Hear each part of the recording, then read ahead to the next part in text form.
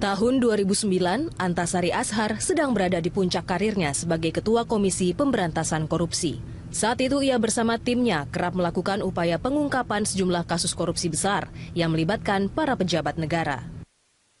Termasuk menangkap Aulia Pohan, besan Presiden Susilo Bambang Yudhoyono yang berkuasa saat itu, yang terbukti melakukan korupsi dana Yayasan Pengembangan Perbankan Indonesia (YPPI) sebesar 100 miliar rupiah.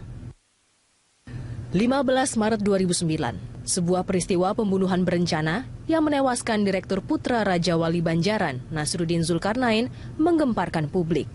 Nasruddin ditembak usai pulang bermain golf di Padang Golf Modern Land, Kota Tangerang. Belakangan polisi berhasil membekuk 11 orang yang terlibat pembunuhan pengusaha itu. Nama Antasari Azhar pun dikaitkan dalam kasus ini. Penyidik meyakini Ketua KPK itu sebagai otak pembunuhan. Aroma kuat rekayasa juga sempat tercium. Namun kasus ini terus bergulir bak drama yang tak berujung. Februari 2010, Antasari dihukum 18 tahun penjara dan dinyatakan bersalah atas kasus tewasnya Nasruddin Zulkarnain. Ia dianggap melakukan pembunuhan tersebut. Semestinya ia menjalani masa tahanan hingga tahun 2022 mendatang. Namun sejak ditahan, Antasari mendapat remisi 4,5 tahun. Selama 7 tahun terakhir, ia berjuang menuntut keadilan dengan menempuh berbagai upaya hukum. Pada Agustus 2006, Antasari mengajukan grasi ke Mahkamah Agung melalui Pengadilan Negeri Jakarta Selatan. Selang 3 bulan kemudian, permohonan itu sampai di meja Presiden. Pada 10 November 2016, pria kelahiran Pangkal Pinang, Kepulauan Bangka Belitung itu dinyatakan bebas bersyarat dan wajib melapor ke lapas setiap sebulan sekali. Meski bebas bersyarat, Antasari masih tak puas. Ia kemudian juga mengajukan grasi agar bisa bebas meniti langkahnya ke depan. Atas pertimbangan Presiden Joko Widodo, 23 Januari 2016 lalu, Antasari dinyatakan bebas murni. Antasari kini memiliki hak sipil dan hak politik seperti warga negara lainnya. Lalu apa rencana ke depan yang hendak digapai Antasari Azhar usai bebas? Akankah Antasari membuka borok orang-orang yang dianggap telah menyengsarakan hidupnya selama 7 tahun terakhir ini? Yang pasti, publik menanti sepak terjang Antasari berikutnya. Tim Liputan Berita 1, Jakarta. Pemirsa, setelah berjuang selama 7 tahun, Antasari Azhar akhirnya bisa keluar dari sejumlah babak drama jeratan hukum. Presiden Joko Widodo akhirnya mengabulkan grasi Ketua KPK periode tahun 2007 hingga 2009 itu. Lalu apa rencana masa depan Antasari Azhar? Sudah hadir bersama saya, Doni De Kaiser dalam Prime Time Talk. Dan kita akan membahasnya secara mendalam. Ini dia Ketua KPK periode 2007-2009, Antasari Azhar. Apa kabar Pak Antasari? Alhamdulillah baik. Sehat Pak ya? Sehat. Bapak, sedikit saya ingin meralat, bukan meralat, ya, tapi meluruskan. Yang mana Pak? Tadi dikatakan 7 tahun. 6 bulan itu lama loh, masih dalam. Jangan dihilangkan itu. Iya. 7 tahun 6 bulan. Iya. 6 bulan lama, 6 hari aja lama, 1 hari aja rasa lama loh. Iya. 7 tahun 6 bulan saya berjuang. Iya. Mulai masuk tahanan sampai hari ini. Iya. Hari ini pun ke depan saya masih ada, tapi nanti saya tunggu pertanyaannya. Saya tertarik dengan statement Anda Pak Antasari. Itu 6 bulan itu kan lama, Anda yang mengalami di dalam. Ya. Jangan dihilangkan. Tapi ada yang merasa, atau saya tidak tahu bagaimana Anda menerjemahkan ketika ada sebuah keadaan yang melibatkan sebuah masa dihilangkan gitu. Atau bagaimana Anda melihat kondisi ini? Maksudnya masa dihilangkan, masa Anda, bahkan ada nyawa orang yang juga dihilangkan dan Anda yang dinyatakan terlibat di situ. Yang pasti bahwa selama 7 tahun 6 bulan itu, sejak awal hari pertama saya masuk tahanan, sejak itu semua yang saya peroleh selama 32 tahun lebih, karir habis.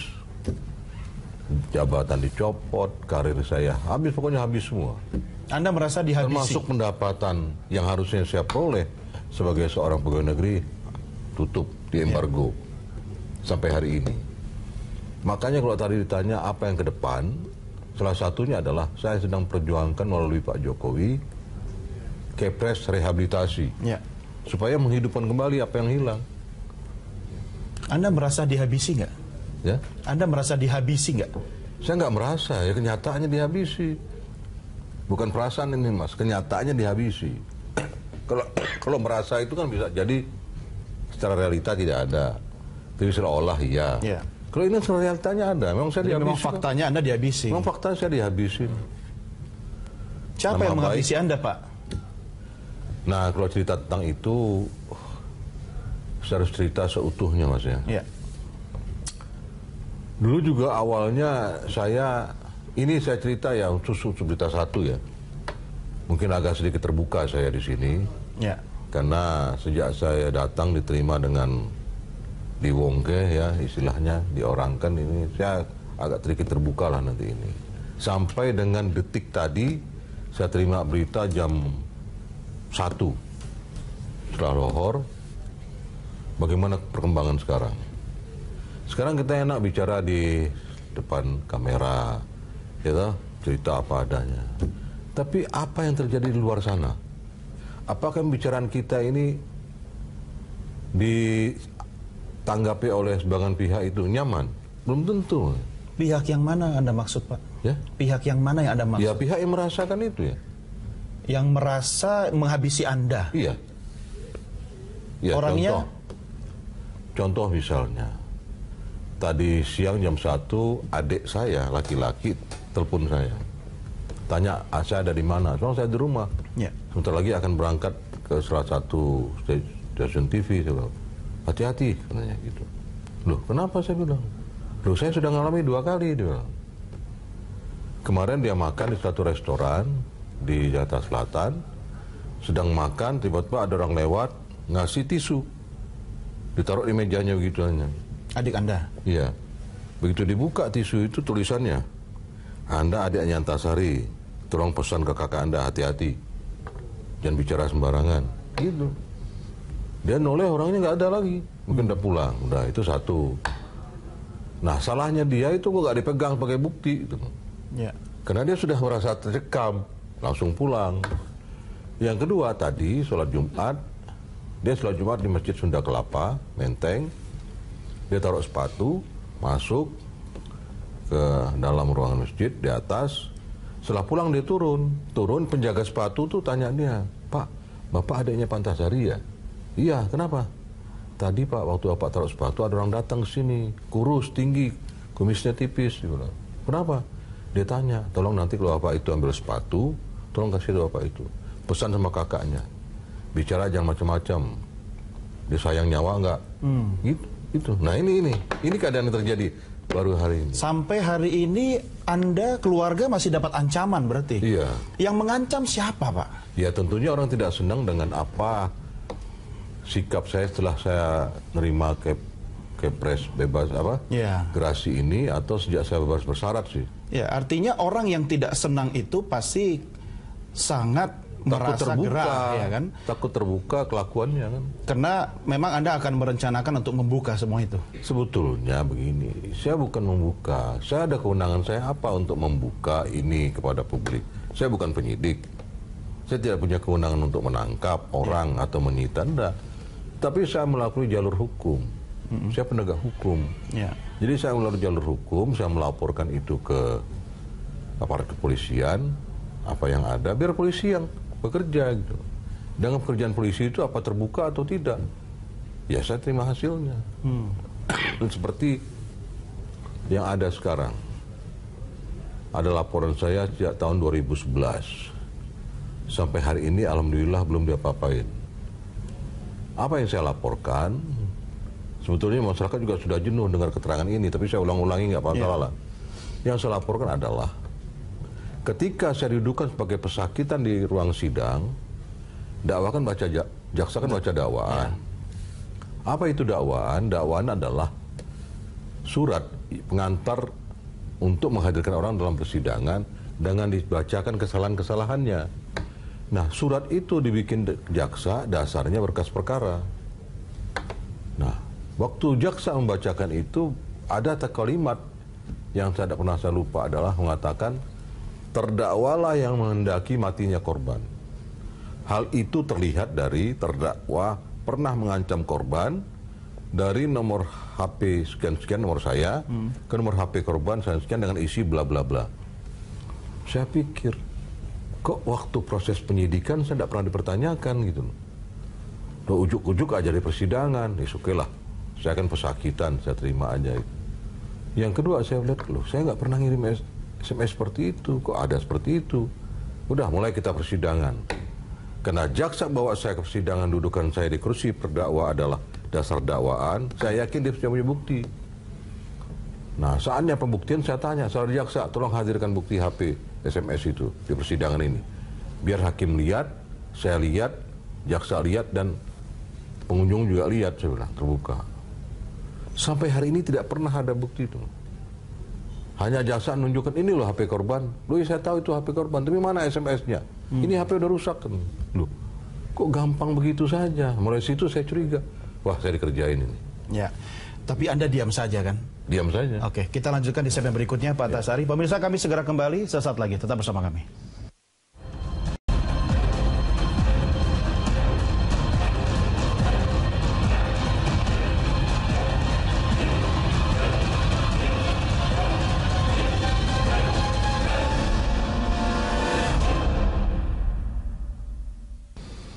Pemirsa, Anda masih bersama kami, dan sebelum kita lanjutkan dialog kita, saya ajak Anda untuk menyimak sejumlah data tentang Antasari Azhar yang disampaikan oleh rekan saya, Dora Edward. Dora, silakan.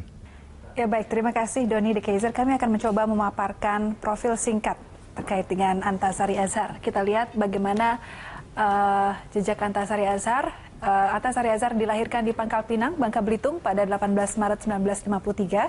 Kemudian ia mengenyam pendidikan S1 jurusan Tata Negara Fakultas Hukum di Palembang Universitas Sriwijaya. Dan Antasari Azhar menghabiskan masa remajanya ini SMP dan juga SMA di Jakarta. Ia juga bersekolah dasar di Negeri 1 Belitung pada tahun 65 sampai dengan tahun 1971. Dan ini adalah karir dari Antasari Azhar, di mana karir terakhir Antasari Azhar adalah sebagai pimpinan Komisi Pemberantasan Korupsi periode 2007 hingga 2009. Dan Antasari Azhar juga berkarir di Kejaksaan, di mana ia pernah menjabati sebagai Kepala Kejaksaan Negeri Jakarta Selatan tahun 2000 hingga 2007, kemudian sebagai Kepala Kejaksaan Negeri Batu Raja pada tahun 1997 hingga tahun 1999. Kita lihat beliau memang menghabiskan karirnya ini di Kejaksaan. Antasari Azhar juga pernah menjadi Kasih Penyidikan Korupsi Kejaksaan Tinggi di Lampung pada tahun 92 hingga 94. Kemudian pernah juga menjadi Jaksa Fungsional Kejaksaan Negeri Jakarta Pusat pada tahun 1985 hingga 1989.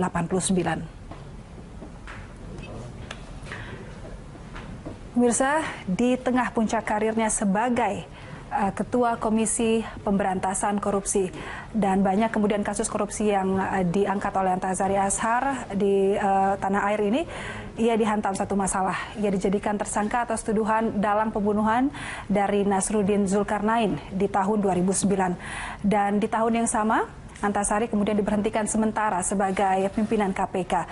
Kemudian di bulan Oktober tahun 2009 secara resmi oleh Presiden, Antasari Azhar diberhentikan secara tetap dari jabatannya. Dan pada tahun 2010, Antasari divonis 18 tahun penjara.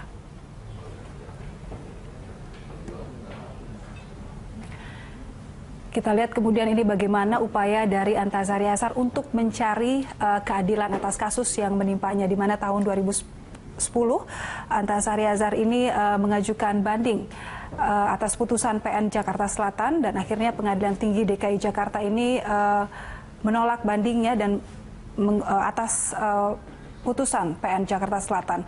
Dan pada tanggal 21 September 2010 kasus Antasari dan JPU ditolak Mahkamah Agung dan vonis Antasari tetap 18 tahun penjara.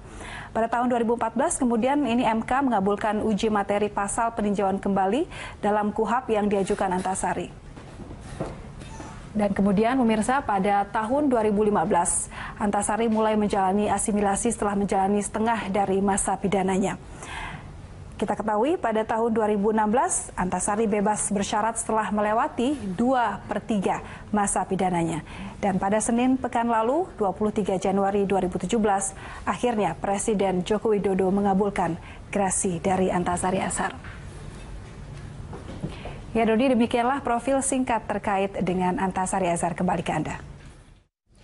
Ya baik, terima kasih Dora, dan pemirsa, kita lanjutkan diskusi kita dengan Pak Antasari Azhar. Pak Antasari, foto saat Anda bertemu dengan Presiden itu menyebar luas di seluruh kalangan masyarakat, termasuk di rekan-rekan media. Dan itu bahasa foto itu bisa bicara banyak, Pak. Tapi Anda belum bicara kepada kami. Apa yang Anda bicarakan selama 1,5 jam lebih itu, Pak? Maksudnya ini adalah rahasia atau hati-hati?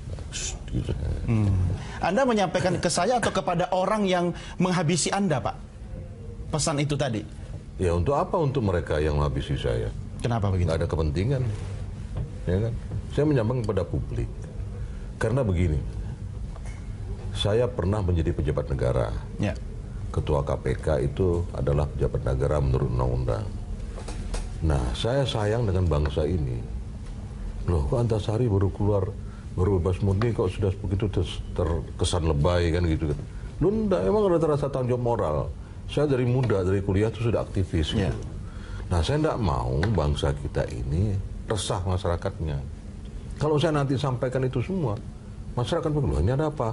Akhirnya persepsi masing-masing kan. Itu saya enggak mau. Biarlah itu artinya menjadi fakta hasil pembicaraan saya dengan Pak Jokowi empat mata. Makanya saya katakan, Anda mendapat kesan apa dari Presiden Republik Indonesia? Ya, kesan ya, bukan hasil pembicaraan. Kesan saya pribadi ya. Saya baru kali itu bertemu beliau. Kan waktu saya masuk kan beliau baru terpilih dulu kan. Waktu saya masuk kan eranya berbeda. Saya lihat bahwa beliau ini dikatakan sederhana itu super sederhana. Super sederhana. Ruang kerjanya juga super sederhana. Mungkin lebih bagus pada ruang tunggu di Berita Satu. Betul, jujur saya. Ruang kerjanya sederhana, penampilan juga sederhana, dan beliau bicara juga artinya sebagaimana orang Indonesia pada umumnya, santun. Anda dapat chemistry dengan Presiden? Sangat dapat. Sangat dapat. Tapi jangan bawa saya ke acara apa materi pembicaraan. Saya terlalu waspada ini. Pak Antasari, saya tidak akan menjebak Anda. Saya bukan musuh Anda. Tapi pertanyaan saya berikutnya, Anda harus jawab. Apakah Presiden Joko Widodo menyatakan prihatin dengan nasib Anda? Iya, prihatin ya. Setelah itu? Dari gesturnya itu kan beliau prihatin. Tapi beliau ungkapkan, saya prihatin, begitu? Sampaikan. Anda sering mendapatkan keprihatinan kan? Dari teman, saudara, pejabat. Yang satu ini seperti apa prihatinnya itu? Ya, sebagai orang timur menyampaikan, saya prihatin Pak Antasari, udah gitu aja. Ya, dibanding. Ini yang Anda mau soalnya, saya tahu. Dibanding dulu. Ketika saya masuk tahanan, status saya adalah pejabat negara. Nah, ketika itu adalah penguasa negeri ini, namanya presiden juga kepala negara. Betul. Ya, saya tidak-tidaknya sebagai bangsa timur yang bahasa Indonesia yang ramah, gitu kan, yang empati, setidaknya ada, aduh, Pak Antasari kok masuk tahanan kan, saya prihatin itu. Nggak ada sama sekali. Seperti tidak peduli. Nah, itu kan jadi pertanyaan besar bagi saya. Jadi question mark bagi saya dalam tahanan. Loh, ada apa beliau ini kok tidak peduli sama sekali? Bukan saya minta kasus saya diintervensi. No, tidak.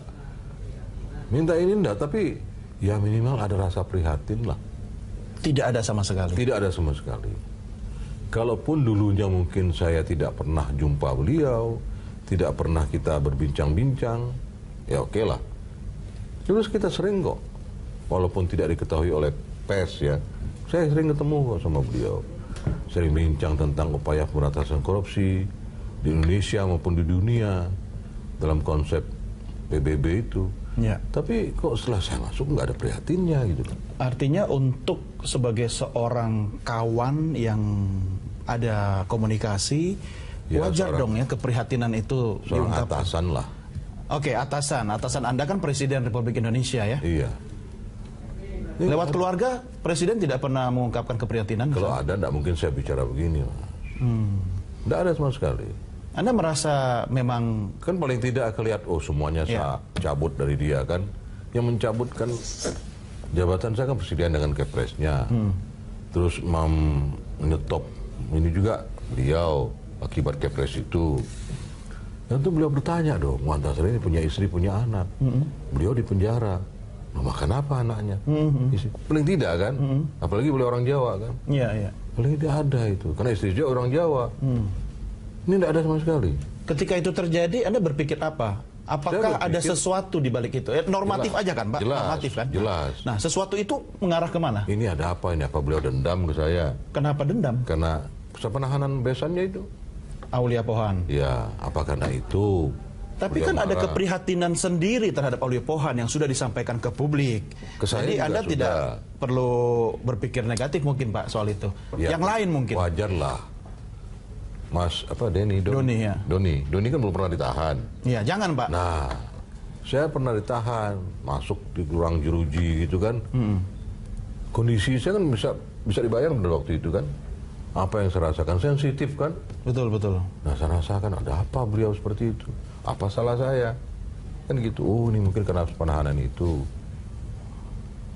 Atau adakah memang perkara-perkara yang saya tangani yang akan bersinggungan dengan beliau, gitu kan? Apa itu semua jadi polemik pemikiran saya pada waktu itu. Ya, pasti kan Anda ahlinya, Pak, ketika berpikir bisa mengerucut ke sebuah hal. Iya. Yang paling dekat itu soal yang mana? IT KPU. Jadi ini yang akan Anda bawa nanti, Mana? soal IT KPU, Bawa kemana? sebagai bahan untuk mencari keadilan. Oh, enggak dong. Kenapa tidak, Pak? Ini kan salah satu. Oh, salah satu. Ada berapa banyak, Pak? Pada waktu sebelum saya ditahan, saya masih aktif sebagai ketua KPK. Ya. Pada saat itu saya sedang menangani, kan saya waktu itu kan hampir tidak ada istirahatnya, Mas. Betul. Saya waktu itu baru saja menulis surat kepada BPK agar BPK melakukan audit investigasi terhadap Bank Senturi. Ya. Itu kan. Nah, sambil menunggu itu, saya sedang persiapkan dokumen-dokumen untuk mengungkap kembali BLBI yang obligasi rekap. Bukan BLBI yang kepada bank swasta, Ya. yang sudah pernah tangani kejaksaan, bukan. Tapi BLBI untuk bank pemerintah pada waktu itu. Kan banyak, ada Bapindo, Bank Eksim, segala macam kan. Nah, tiba-tiba di merger segala macam. Kok, ini bagaimana kasusnya? Kok nggak ada? Kenapa benar pada waktu itu? Kan belum tentu. Nah, setelah itu, terus terakhir, saya mendapat informasi dari media elektronik, ada ucapan salah satu komisioner KPU waktu itu mengatakan bahwa IT mulai besok kami groundedkan. Tidak kami pakai lagi, karena error katanya. Loh, saya berpikir, beberapa bulan yang lalu, komisioner ini dan ketuanya bertemu saya, menyampaikan bahwa insya Allah pemilu tahun ini legislatif presiden lancar, alatnya baru, canggih, Ya. kita baru beli sekian ratus miliar, Ya. dengan sistem yang baru. Tiba-tiba mau di-grounded. berubah. Kan jadi pertanyaan saya.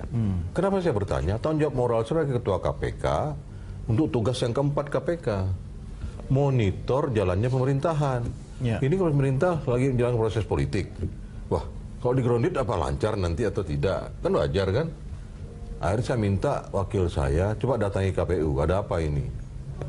Ada apa masalah dengan alatnya itu gitu loh. Nah, tidak ada maksud saya untuk Menjadikan target. Iya, menjadi target siapapun di situ kan. Nggak ada. Saya hanya itu aja.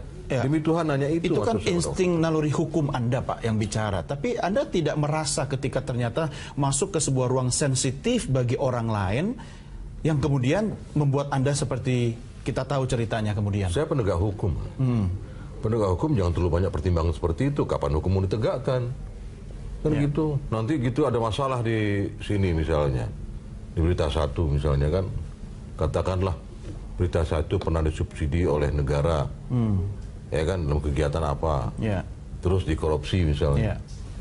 Terus tidak bisa masuk. Oh, tidak enak kan masuk situ karena saya pernah diwawancara situ. Ya. Bisa begitu? Kan nggak bisa. Ya. Ya, penegak hukum, hitam putih. Atau Anda tidak mengerti sinyal-sinyal yang dikirimkan mungkin oleh pihak-pihak tertentu? Nggak ada waktu itu, nggak ada. Hanya itu inisiatif saya aja waktu itu. Setelah kita minta data segala macam oleh Pak Haryono pada waktu itu, kumpulkan data, diskusi dengan saya, wah ini kalau begini saya bilang ini panggil itu pengadaan alatnya itu. Siapa yang ngadaan alat itu segala macam. Nah ketika itulah saya kemudian panggilan diperiksa ke Polda Metro. Sejak diperiksa itu sampai baru pulang 10 November kemarin. Iya, kita sudah tahu cerita berikutnya. Tapi Pak Antasari, Anda percaya kan bahwa tidak ada yang kebetulan kan? Tidak ada. Kita lanjutkan di segmen berikutnya. Pemirsa, kami segera kembali sesaat lagi.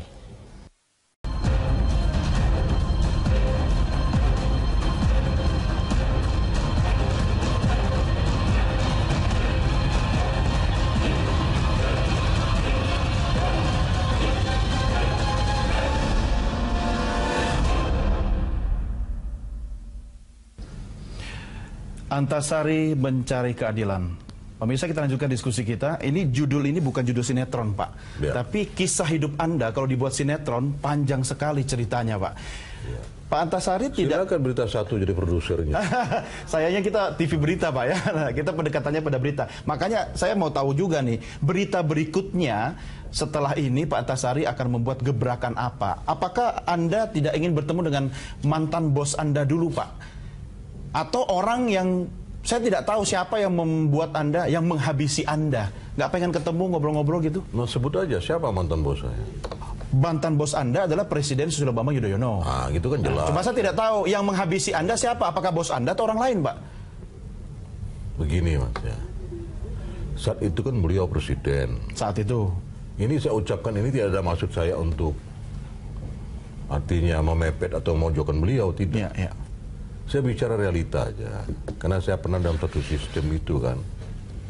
Beliau kan presiden, selaku kepala pemerintahan, di mana ada situ ada Kapolri dan Jaksa Agung yang di bawah beliau. Yang diproses ini adalah seorang pejabat negara juga, ya kan? Selevel dengan Kapolri dan Jaksa Agung. Lah masa iya Kapolri Jaksa Agung tidak lapor ke beliau, gitu kan? Nah saya ingin beliau itu ya cerita dong. Oh keadaan sekarang sudah begini kan? Oh, Pak Jokowi coba gerasi, Jokowi potong tahap masa hukumannya jadi 6 tahun. Oh begini loh sebenarnya Pak Jokowi masalahnya. Dulu waktu saya dapat laporan begini. Apa laporan itu gitu? Karena ada dugaan, ada insting di saya. Pasti beliau dapat laporan yang salah. Dari bawahannya yang lain? Iya. Dari Kapolri, dari Jaksa Agung? Bisa jadi seperti itu loh. Karena dengan laporan yang salah, beliau hanya bilang, oleh lanjutkan proses. Kan gitu. Itu kan bisa jadi, Pak, kata Anda. Iya. Artinya bisa jadi yang lain juga kan? Bisa jadi yang Anda lain kan juga. Dituduh awalnya kan otak kan, tapi kemudian belakangan terlibat. Kalau beliau katakan, oh jangan proses, masa saya sampai di penjara saya? Beliau presiden kan, lanjutkanlah, begitu kan? Iya. Nah, laporan apa yang beliau terima itu? Sampai sekarang belum tahu. Belum tahu. Apa bedanya Pak Antasari kalau Anda tahu dan tidak sekarang Kenapa ini? saya katakan begitu? Pada waktu itu juga lembaga kepolisian juga ada masalah, lembaga kejaksaan juga ada masalah. Apa mereka untuk nutup masalahnya, terus melaporkan saya ke SBY seperti itu, gitu loh. Bukankah KPK hadir karena itu kan? Loh, iya. Banyak masalah juga kan di lembaga-lembaga itu kan? Jadi Anda merasa dikeroyok dong? Bukan merasa. Sudah dikeroyok? Sudah selesai dikeroyok, saya sudah bawa bebelur sekarang ini. Kalau sudah selesai Pak, kenapa masih banyak ancaman diterima keluarga tadi? Ini persoalannya. Emang Anda masih bawa bukti atau apa sebenarnya sih sampai hari ini? Gini Mas ya, justru saya ini nggak mikirin orang lain. Saya mikirkan diri saya sendiri. Sekarang? Iya, setelah saya dapat bebas bersyarat, nggak ada lagi itu syaratnya, gitu kan? Ya. Berarti nanti saya mau keluar daerah misalnya, mau ke Bandung, mau ke Surabaya, saya nggak perlu lapor lagi. Ya sudah selesai kan gitu. Ya itu selesai. Tetapi kan istri, anak, cucu saya kan mau makan. Ya kan mau kegiatan-kegiatan segala macam. Sementara saya di embargo semuanya itu. Nah ini untuk menghidupkan kembali itu, saya perlu kepres rehabilitasi. Anda sampaikan ke Presiden Jokowi? Akan saya sampaikan minggu depan. Kenapa tidak kemarin pas bertemu? Ya seharusnya pada waktu itu sebenarnya, begitu beliau mengeluarkan putusan gerasi, bisa serta-merta isi di dalamnya juga langsung merehabilitasi. Seharusnya. Iya. Tapi itu kelalaian kita, kelalaian saya juga. Atau mungkin 1,5 jam kemarin substansi pembicaraan jauh lebih besar daripada yang Anda katakan tadi ya Pak ya? Ini kelihatannya mau persoalan kemarin aja Mas. Saya nggak bisa dipancing Mas. Nggak akan dapat Anda apa yang Iya, saya tidak memancing Pak. Kecuali foto itu bisa bicara. Nah, keluar suaranya. Banyak orang yang berbicara Pak Antasari, banyak yang bersuara melihat foto ini, tapi hanya yang bisa merasakan cuma Anda dan Presiden Joko Widodo. Iya. Tapi kan perasaan Anda seperti ini kan juga ada hubungannya dengan ketika Anda masih di bawah Presiden Susilo Bambang Yudhoyono. Presiden Jokowi belum pernah ketemu dengan Pak SBY. Anda tidak mau bicara langsung dengan Pak SBY. Loh, masalah Pak Jokowi belum bertemu kan itu masalah internal mereka kan? Iya, maksud saya kan Anda tidak bisa titip juga kepada Pak Jokowi soal itu kan? Ya, Anda kan yang punya jujur aja, saya jadi merasa saya ini mantan narapidana, Mas ya. Baru keluar. Pak Jokowi sudah bertemu dengan Megawati. Betul. Pak Jokowi sudah ketemu dengan Prabowo, sudah ketemu dengan Habibie. Kok belum ketemu dengan SBY? Malah ketemu sama Antasari. Ya. Ya kan? Wah, Ada saya apa? pikir saya dalam posisi yang terhormat betul Iya. saya. Di atas mantan presiden dong ya? Ya perasaan manusia ya. Ini kenapa beliau tidak mau ketemu, itu bukan urusan saya. Itu masalah politik lah kan. Tapi perlu yang saya jelaskan itu pertama itu saya minta rehabilitasi supaya apa yang sudah dimatikan mereka hidup lagi gitu. Ya. Pak JK mengatakan Anda bisa membuka semua selama Anda punya bukti-bukti yang kuat. Nah di sini saya perlu luruskan. Saya terima kasih atensi Pak JK, Ya. kepedulian beliau ya. Dengan demikian kan beliau memberikan semacam support gitu. Begini, saya sekarang kan sudah murni. Saya mantan narapidana, Ya. mantan terpidana, Ya, bukan udah lagi selesai. terpidana. Ya. Dengan demikian maka, mana mungkin saya mengajukan dengan bukti baru PK. PK itu adalah hak terpidana. Ya. Jadi kalau saya mengajukan PK, tidak punya legalitas, pasti Sebagai akan apa, ditolak. ya. Yang ada adalah, jika saya punya bukti baru, saya akan bawa ke Barat Penyidikan untuk diproses, laporan biasa. Tapi untuk apa saya bawa laporan biasa seandainya saya punya bukti di kantong saya sekarang? Sedangkan laporan saya sejak 2011 sampai sekarang tidak diusut. Makanya saya minggu depan, setelah pulang saya kunjungan keluar, saya ingin mendatangi Polda. Ya. Hanya bertanya, bukan mau apa-apanya bertanya. Pak polisi, Pak penyidik, dulu saya punya laporan, ini loh laporan saya. Sejauh mana sudah ditangani? Tadi Anda akan bertemu Kapolda, yang dulunya Kapolda ini adalah Direktur Kriminal Umum. Saya tentunya tidak ketemu beliau langsung lah, ketemu aparat Direktur Krimsus. Oke. Karena cyber di bawah Krimsus. Kenapa nggak langsung ketemu Kapolda? Kan ada tahapannya mas, jenjang birokrasi. Tapi kalau ke Presiden langsung bisa ya? Ya? Kalau ke Presiden Jokowi bisa langsung ketemu. Ya sebelumnya saya ketemu Menkumham dulu kan. Ini sadis juga pertanyaannya ini. Agak tajam gitu ya. Pak Antasari, kita break dulu, kita lanjutkan segmen berikutnya. Pemirsa tetap bersama kami dalam Prime Time Talk, kami segera kembali sesaat lagi.